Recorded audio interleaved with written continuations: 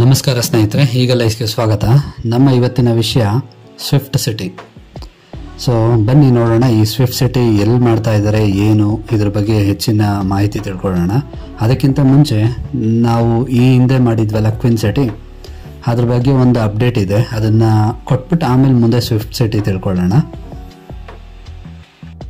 So ಮೊದಲಿಗೆ queen ಸಿಟಿನ ಸದ್ಯಕ್ಕೆ 2000 ಎಕರೆಯಲ್ಲಿ ಫಸ್ಟ್ ಫೇಸಲ್ಲಿ ಶುರು ಮಾಡಬೇಕು ಅಂತ ಇದ್ದಾರೆ. ಇದು ಲೇಟೆಸ್ಟ್ ಅಪ್ಡೇಟು. ಮತ್ತು ಇದು STRR ಏನಿದೆಯಲ್ಲ, ದಾಬಸ್ಪೇಟೆಯಿಂದ ದೊಡ್ಡಬಳ್ಳಾಪುರ ಕಡೆ ಹೋಗೋ 5-6 ಕಿಲೋಮೀಟರ್ ದೂರದಲ್ಲಿ ಅಂತ ಹೇಳ್ತಿದ್ವಲ್ಲ, ಅಲ್ಲಿ 2000 ಎಕರೆಯಲ್ಲಿ STRRಗೆ ಅಟ್ಯಾಚ್ಡ್ ಆಗಿರುತ್ತೆ ಅಂತ ಕನ್ಫರ್ಮೇಷನ್ ಕೊಟ್ಟಿದ್ದಾರೆ.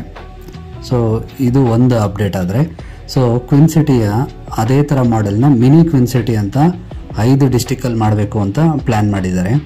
ಸೊ ಅದರಲ್ಲಿ ವಿಜಯಪುರ, ಹುಬ್ಳಿ ಮತ್ತು ಧಾರವಾಡ ಸದ್ಯಕ್ಕೆ ಹೇಳಿರುವಂಥದ್ದು. ಮಿಕ್ಕಿದ್ದು ಎಲ್ಲಿ ಬರುತ್ತೆ ಅಂತ ನೆಕ್ಸ್ಟು ಇನ್ವೆಸ್ಟರ್ ಮೀಟಲ್ಲಿ ಅಲ್ಲಿ ತಿಳಿಸ್ತೀವಿ ಅಂತ ಹೇಳಿದ್ದಾರೆ. ಸೊ ಹಾಗಾಗಿ ಆ ಅಪ್ಡೇಟ್ನ ಇನ್ನೊಂದು ಸ್ವಲ್ಪ ನಿಧಾನಕ್ಕೆ ನಮಗೆ ಗೊತ್ತಾಗುತ್ತೆ. ಸೊ ಇದುವರೆಗೂ ಮಾಡಿದಂಥ ಎಲ್ಲ ಪ್ರಾಜೆಕ್ಟ್ಗಳು ಬೆಂಗಳೂರು ಸುತ್ತಮುತ್ತನೇ ಅನೌನ್ಸ್ ಮಾಡ್ತಾಯಿದ್ರು. ಸೊ ಈಗ ಮೊದಲನೇ ಬಾರಿಗೆ queen city mini queen city ಮಾಡೆಲ್ನ ನಾರ್ತ್ ಕರ್ನಾಟಕ ಕಡೆನೂ ಮಾಡಬೇಕು ಅನ್ನೋ ಒಂದು ಉದ್ದೇಶನ ಹೇಳಿದ್ದಾರೆ. ಸೊ ಒಂದು ವಿಜಯಪುರ ಇರ್ಬೋದು, ಹುಬ್ಳಿ, ಧಾರವಾಡ ಈ ಕಡೆನೂ ಬರುತ್ತೆ ಅಂತ ಹೇಳಿದ್ದಾರೆ.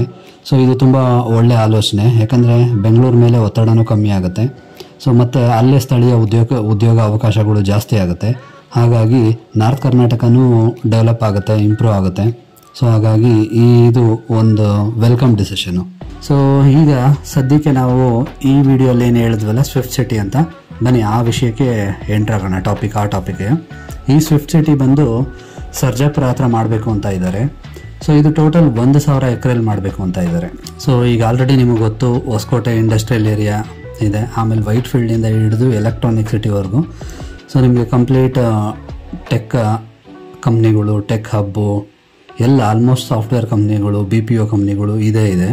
ಸೊ ಹಂಗಾಗಿ ಇವರು ಇಲ್ಲಿ 1000 ಎಕರೆನ ಮಾಡಬೇಕು ಅಂತ ಪ್ಲ್ಯಾನ್ ಮಾಡ್ಕೊಂಡಿದ್ದಾರೆ. ಸೊ ಈ 1000 ಎಕರೆ ಇಲ್ಲಿ ಮಾಡೋದ್ರಿಂದ ಏನು ಪ್ಲಸ್ ಆಗುತ್ತೆ ಅಂದರೆ, ಸೊ ಕಂಪ್ನಿಗೆ ಯಾರು ಇವರು ಇಲ್ಲಿ ಪ್ರಮೋಟ್ ಮಾಡೋದಕ್ಕೇನು ಅಂದರೆ ಈ ಏರಿಯಾನ, ಈ ಜಾಗ ಏನು ಮಾಡ್ತಾ ಇದ್ದಾರಲ್ಲ ಸ್ವಿಫ್ಟ್ ಸಿಟಿನ, ಇದು ಪ್ರಮೋಟ್ ಮಾಡೋಕ್ಕೆ ಇವ್ರಿಗೆ ಕಷ್ಟ ಆಗಲ್ಲ.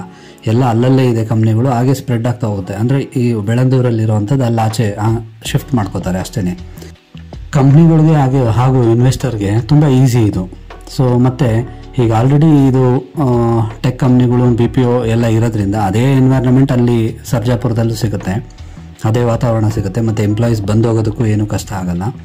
ಮತ್ತು ಈಗ ಆಲ್ರೆಡಿ ಇದು ಸ್ವಲ್ಪ ಅನ್ಪ್ಲ್ಯಾಂಡ್ ಈ ಕಡೆ ಗೊತ್ತಾಗಿದೆ ಇವ್ರಿಗೆ. ಹಾಗಾಗಿ ಇದನ್ನ ಏನು ಮಾಡಬೇಕು ಅಂತ ಇದ್ದಾರೆ, ಸರ್ಜಾಪುರನ ವೆಲ್ ಪ್ಲ್ಯಾಂಡ್ ಆಗಿ ಮಾಡಬೇಕು ಅಂತ ಇದ್ದಾರೆ. ವೆಲ್ ಪ್ಲ್ಯಾಂಡ್ ಆಗಿ ಅಂದರೆ ಹೇಗೆ ಅಂದರೆ, ಸೊ ಎಲ್ಲ ಬೇಸಿಕ್ ಇನ್ಫ್ರಾಸ್ಟ್ರಕ್ಚರು ಚೆನ್ನಾಗಿ ಕೊಡಬೇಕು ಅಂತ ಇದ್ದಾರೆ. ಮತ್ತು ರೋಡ್ಸ್ ಎಲ್ಲ 150 ಅಡಿ ವೈಡ್ ರೋಡ್ಸ್, ಕನೆಕ್ಟಿಂಗ್ ರೋಡ್ಸ್ ಕೊಡಬೇಕು ಅಂತ ಅಂದ್ಕೊಂಡಿದ್ದಾರೆ.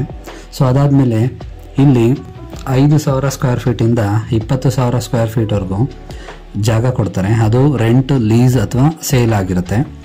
ಸೊ ಅದಾದಮೇಲೆ ಏನು ಸ್ವಿಫ್ಟ್ ಫುಲ್ ಫಾರ್ಮ್ ಅಂದರೆ startups, work space, innovation, finance and technology. So ಇಲ್ಲಿ ಕಂಪ್ನಿಗಳು ಬರುತ್ತೆ, ಹಾಗೆ ರೆಸಿಡೆನ್ಷಿಯಲ್ ಝೋನು ಬರುತ್ತೆ, ಹಾಗೆ ಸ್ಕೂಲ್ಸ್ ಬರುತ್ತೆ. ಸೊ ಕ್ವಿನ್ ಸಿಟಿಲಿ ಏನು ನಾವು ಹೇಳಿದ್ರಲ್ಲ ಅದೇ ಥರ ಸಿಮಿಲರ್ ಮಾಡಲ್ ಇಲ್ಲೂ ಆ ಥರ ಎಲ್ಲನೂ ಬರುತ್ತೆ. ಒಂದು well planned, well developed, well infrastructure connect ಮಾಡುವಂಥ ಒಂದು ಸ್ವಿಫ್ಟ್ ಸಿಟಿ ಪ್ಲ್ಯಾನ್ ಇದಾಗಿದೆ. ಸೊ ಇದನ್ನು MB ಪಾಟೀಲ್ರು ಒನ್ ಆಫ್ ದ ಸಕ್ಸಸ್ಫುಲ್ ಮತ್ತು ವೆಲ್ ನೋನ್ ಇಂಡಸ್ಟ್ರಿಯಲ್ ಹಬ್ ಆಗುತ್ತೆ ಅಂತ ಹೇಳಿದ್ದಾರೆ. ಇದು ಖಂಡಿತ ಅದೇ ಆಗುತ್ತೆ. ಮತ್ತು ಇದಕ್ಕೆ ರೆಡ್ ಲೈನ್ ಮೆಟ್ರೋನೂ ಕನೆಕ್ಟ್ ಆಗುತ್ತೆ, ಹೆಬ್ಬಾಳಿಂದ ಬಂದು ಸರ್ಜಾಪುರವರೆಗೂ. ಹಾಗಾಗಿ ಇಲ್ಲಿಗೆ ನಿಮಗೆ ಮೆಟ್ರೋ ಕನೆಕ್ಟಿವಿಟಿ ಸಿಗುತ್ತೆ ಮುಂದಿನ ದಿನಗಳಲ್ಲಿ.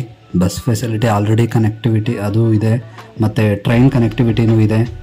ಸೊ ಹಾಗಾಗಿ ಈ ಎಲ್ಲ ಪಾಯಿಂಟ್ಸ್ನ ನೋಡಿಕೊಂಡು ಇಲ್ಲಿ ಈ ಜಾಗನ ಸೆಲೆಕ್ಟ್ ಮಾಡ್ಕೊಂಡಿದ್ದಾರೆ. ಸೊ ಹಾಗೆ ಈ ಸ್ವಿಫ್ಟ್ ಸಿಟಿ ಎಲ್ಲಿ ಬರುತ್ತೆ ಅಂತಂದರೆ NH44 ಮತ್ತು NH48 ಹತ್ತಿರ 1000 ಎಕರೆನ 1000 ಎಕರ್ನ ಆಲ್ರೆಡಿ ಅಕ್ವೈರ್ ಮಾಡೋದಕ್ಕೆ ಆಲ್ರೆಡಿ ಸೂಚನೆ ಕೊಟ್ಟಾಗಿದೆ. ಸೊ ಆದಷ್ಟು ಶೀಘ್ರದಲ್ಲೇ ಆಗುತ್ತೆ. ಮತ್ತು ಇದು ಸೊ ಈ ಹಿಂದೆ ನಾವೇನು ನೋಡಿದ್ವಲ್ಲ ವೈಟ್ ಫೀಲ್ಡು ಮತ್ತು ಎಲೆಕ್ಟ್ರಾನಿಕ್ ಸಿಟಿನ ಮೀರಿಸುವಂಥ ಒಂದು ಟೆಕ್ ಹಬ್ ಆಗುತ್ತೆ. ಸೊ ಮತ್ತು ಈಗ ಪ್ರಾಜೆಕ್ಟ್ ಒಂದಾದ್ಮೇಲೆ ಒಂದು ಇಷ್ಟು ಫಾಸ್ಟಾಗಿ ಅನೌನ್ಸ್ ಮಾಡ್ತಾ ಇದ್ದಾರೆ, ಅದನ್ನು ಅಷ್ಟೇ ಫಾಸ್ಟಾಗಿ ಇನ್ವೆಸ್ಟರ್ಸ್ನು ಇದು ಮಾಡ್ತಾ ಇದ್ದಾರೆ. ಯಾಕೆ ಅಂತ ಹೇಳಿದ್ರೆ, ಇಲ್ಲಿ ಇವರು ನಿಧಾನ ಆದರೆ ಪಕ್ಕದ ಸ್ಟೇಟ್ಸ್ ಅವರು ಹೇಳ್ಕೊಳ್ಳೋ ಚಾನ್ಸಸ್ ಜಾಸ್ತಿ ಇರುತ್ತೆ ಅಲ್ಲಿ. ಹಾಗಾಗಿ ಇವರು ಸ್ವಲ್ಪ ಪ್ರೊಆಕ್ಟಿವ್ ಆಗಿ ಕ್ವಿನ್ ಸಿಟಿ, ಸ್ವಿಫ್ಟ್ ಸಿಟಿ ಆಮೇಲೆ ಸ್ಕೈಡೆಕ್ಕು, ಏರ್ಪೋರ್ಟು ಎಲ್ಲ ತುಂಬ ಫಾಸ್ಟಾಗಿ ಹೋಗ್ತಾ ಇದ್ದಾರೆ. ಈ ಸ್ಪೀಡ್ ಹಿಂಗೆ ಕಂಟಿನ್ಯೂ ಮಾಡ್ಕೊಂಡು ಹೋದರೆ ಒಳ್ಳೇದು. ಸೊ ಇನ್ನೂ ನಮ್ಮ ಬೆಂಗಳೂರು ಅಥವಾ ಕರ್ನಾಟಕ ಇನ್ನೂ ಒಂದು ಹೆಜ್ಜೆ ಮುಂದೆ ಹೋಗುತ್ತೆ. ಸೊ ಹಾಗಾಗಿ ಈ ವಿಡಿಯೋ ನಿಮ್ಗೆ ಇಷ್ಟ ಆಗಿದೆ ಅಂತ ಅನ್ಕೋತೀನಿ. ಮುಂದಿನ ವಿಡಿಯೋದಲ್ಲಿ ಸಿಗೋಣ. ಅಲ್ಲಿವರೆಗೂ ಲೈಕ್ ಮಾಡಿ, ಶೇರ್ ಮಾಡಿ, ಸಬ್ಸ್ಕ್ರೈಬ್ ಮಾಡಿ. ಧನ್ಯವಾದಗಳು.